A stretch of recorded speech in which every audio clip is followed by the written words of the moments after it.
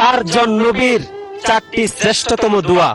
Number 1, রব্বানা যালামনা আনফুসানা ওয়া ইল্লাম তাগফির লানা ওয়া তারহামনা লানাকুনান্না মিনাল খাসিরিন। হযরত আদম আলাইহিস সালামের দোয়া, সূরা আরাফ আয়াত নাম্বার 23। নাম্বার 2, লা ইলাহা ইল্লা আনতা সুবহানাকা ইন্নী কুনতু মিনাজ জালিমিন। হযরত ইউনূস আলাইহিস সালামের দোয়া, সূরা আম্বিয়া আয়াত নাম্বার 87। নাম্বার 3, রব্বি ইন্নী যালামতু নাফসি ফাগফিরলি।